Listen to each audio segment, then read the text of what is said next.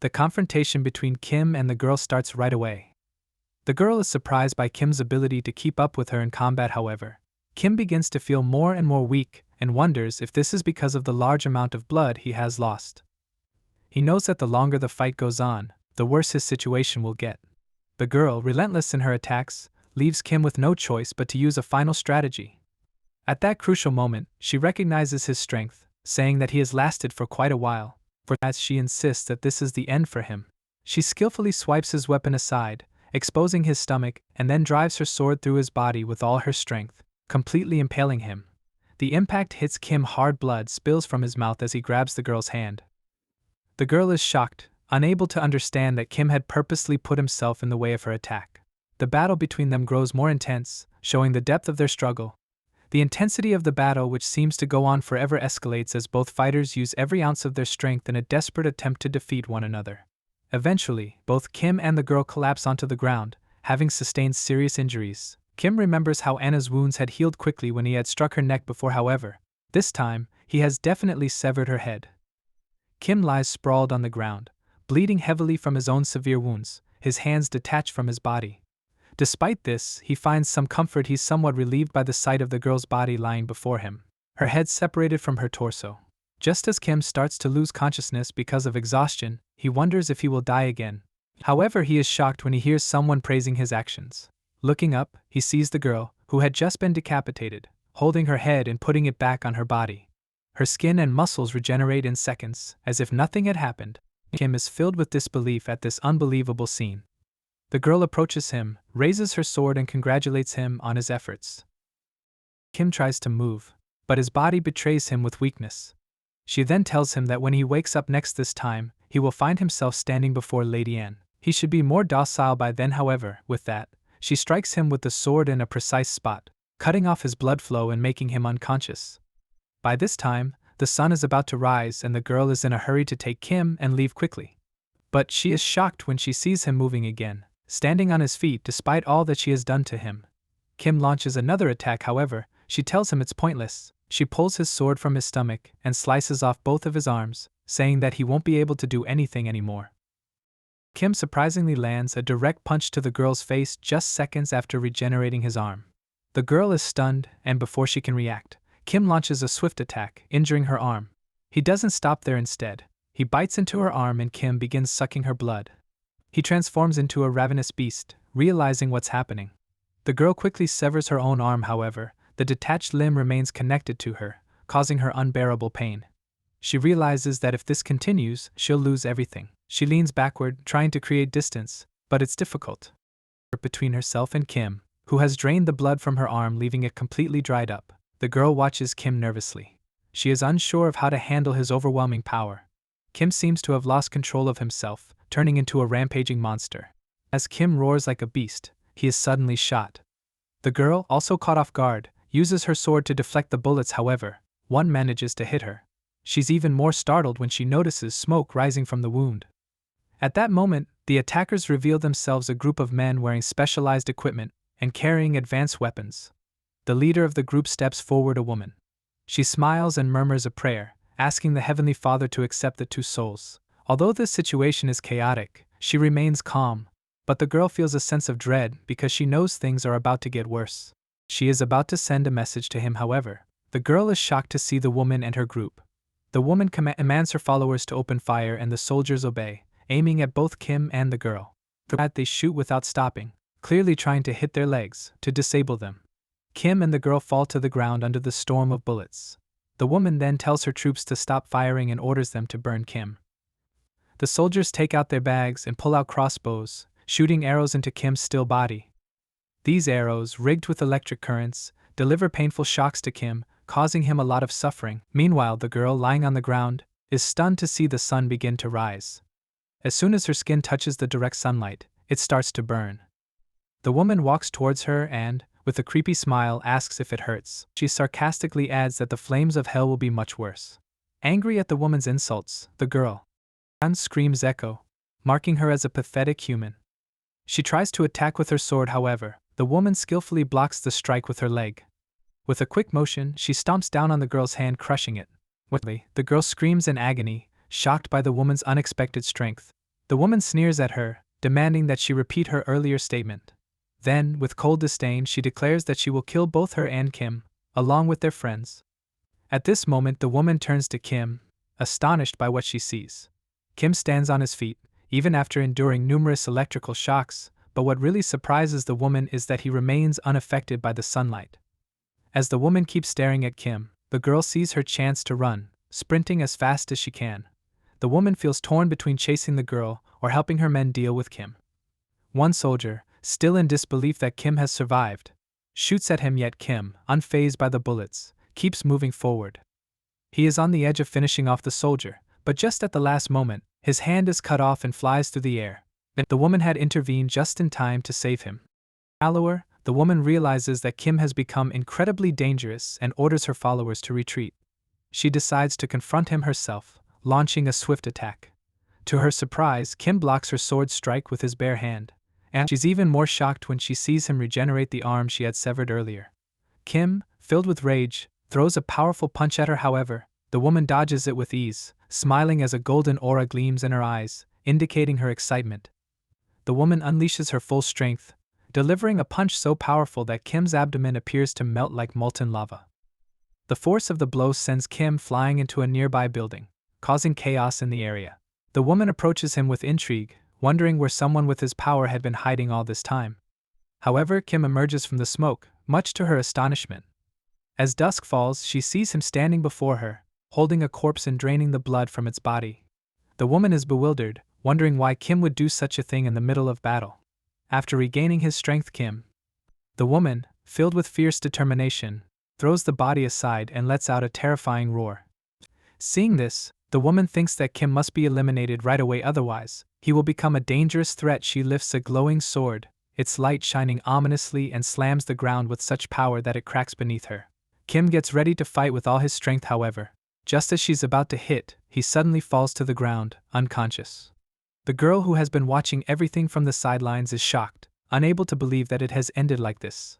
Some time goes by and Kim finally opens his eyes to someone calling him team leader. He is surprised to see the commander, who had first briefed him on the mission, standing right there. The woman is also there, and Kim asks her who she is, but before he can get an answer, he realizes he is trapped in heavy metal chains. The woman tells him to pay attention, explaining that he has been sentenced to death for being a vampire. Kim is stunned to hear this. Kim laughs at the absurdity of the situation, dismissing the idea of vampires as just a myth. However, before he can finish his thought, the woman bites her finger, letting a single drop of her blood fall before him.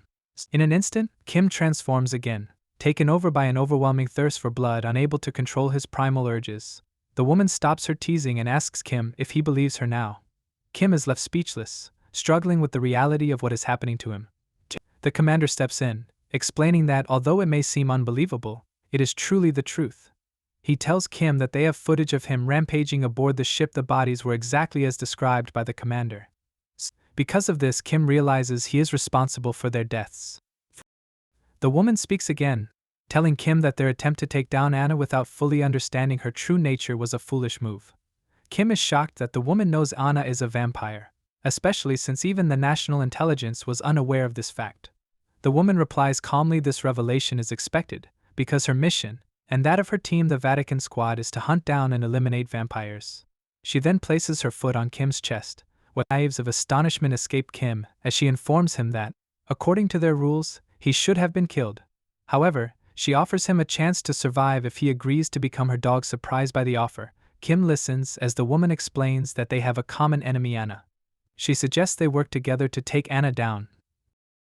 The scene shifts to a hotel where Anna is dealing with the remains of the girl who confronted Kim, especially the most important parts of her.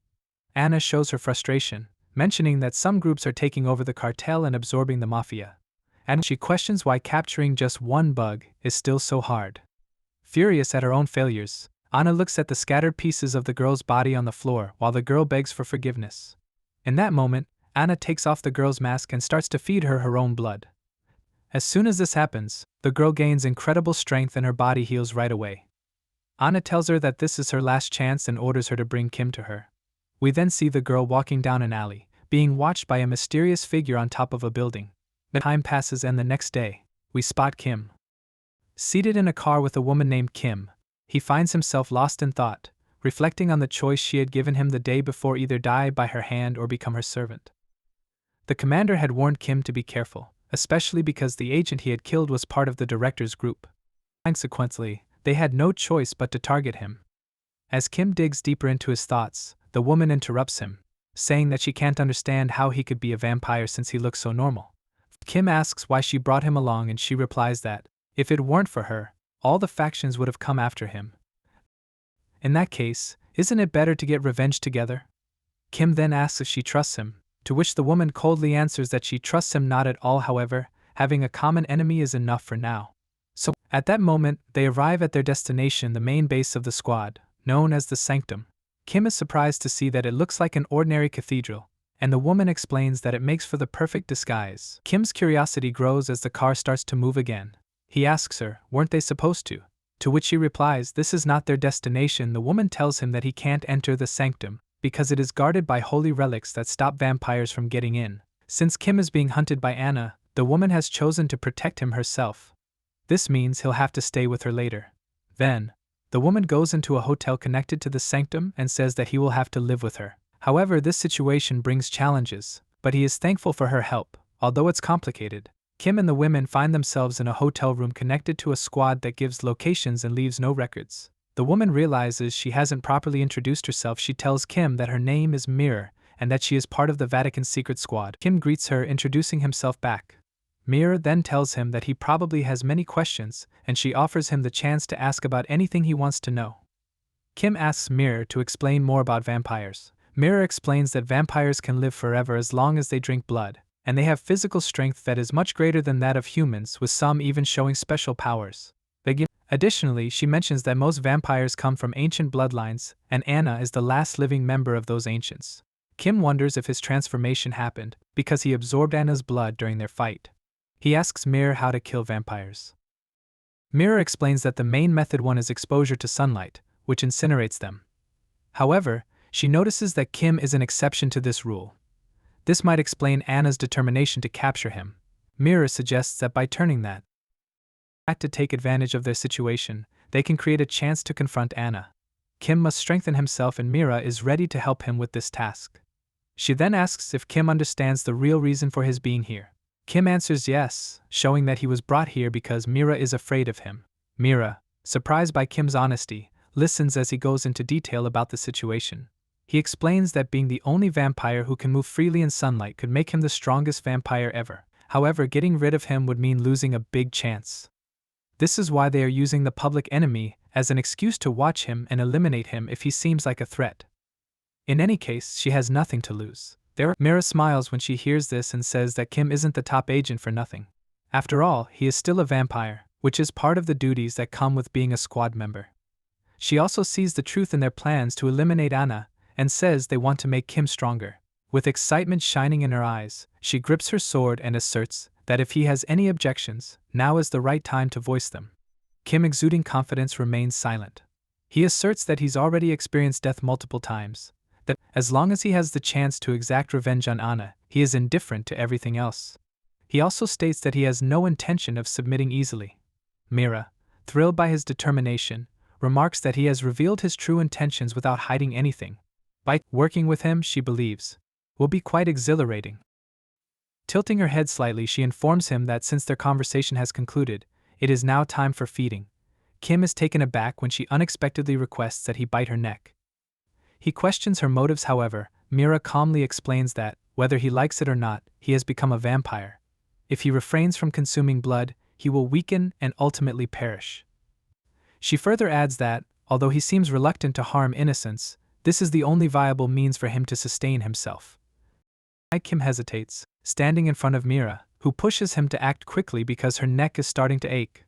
After a moment of indecision, Kim finally gives in to her request and bites her neck. As he drinks her blood, his need to feed grows stronger, becoming more and more uncontrollable. However, he suddenly, imagining Anna's face, her wicked laughter ringing in his head, he stops short, shoving the mirror away. The mirror falls onto the bed, but her expression stays blank. Kim wonders if this never-ending thirst for blood is just part of being a vampire. The mirror, staying quiet for a bit, then casually says he should rest, claiming that tomorrow is going to be a long day. She turns away from him, giving a sharp warning if he tries to escape, she will kill him. Kim's gaze shifts to her neck, filled with an unsettling thought of whether he would be compelled to consume blood like this on a daily basis. However, he resolves that he will do whatever is necessary to exact his revenge. He reassures himself that, although his body has transformed into that of a vampire, his heart will never follow suit. This conviction leads him to silently pray for his fallen comrades, yearning to avenge them and eliminate the monster responsible for their demise.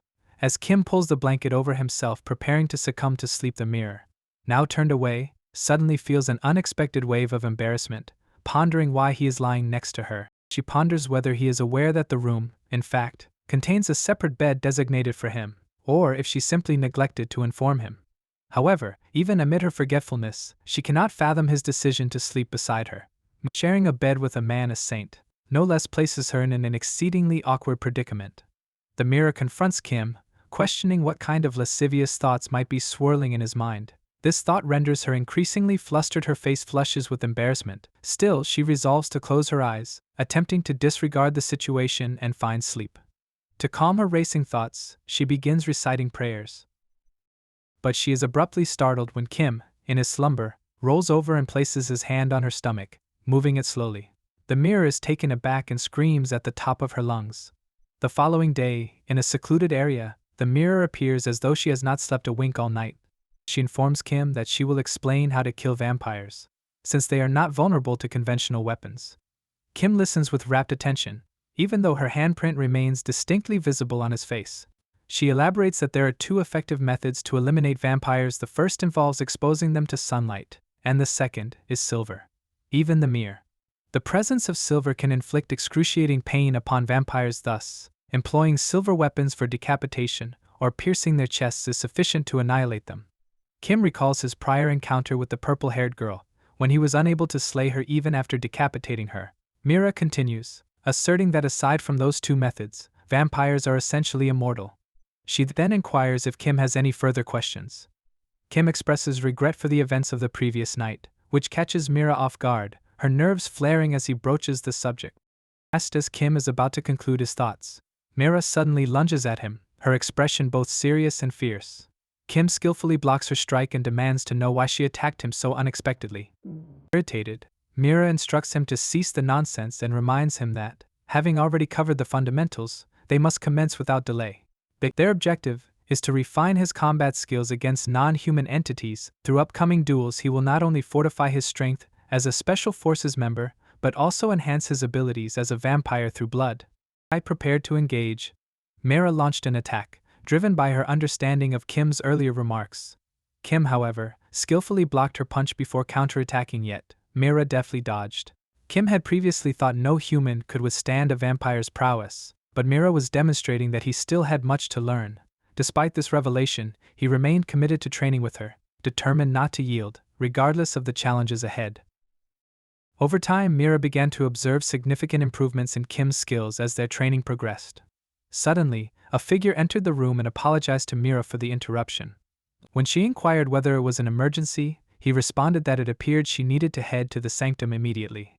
Mira was taken aback, yet she indicated that she would prepare to leave at once. She instructed Kim to wait for her and reassured him that she wouldn't be long. Turning to the man who had summoned her, she asked, "Why are they calling for me at the Sanctum?" He replied that nobody had informed him about this matter, and he lacked access to the pertinent details. However, Mira knew well that only the Vatican Squad possessed the authority to summon her in such a manner. She quickly got into her car and drove off toward the Sanctum, while a mysterious girl stood at the top. Observing the unfolding scene from a nearby building, it became increasingly clear that she was, in fact, a vampire. The girl pressed her hand firmly against the wall, almost as if seeking support, muttering that she had finally found Kim. However, the atmosphere was tense. It felt as if the very air thickened around her. Although she was determined, a sense of uncertainty lingered. This was not merely a reunion, but a confrontation that could change everything.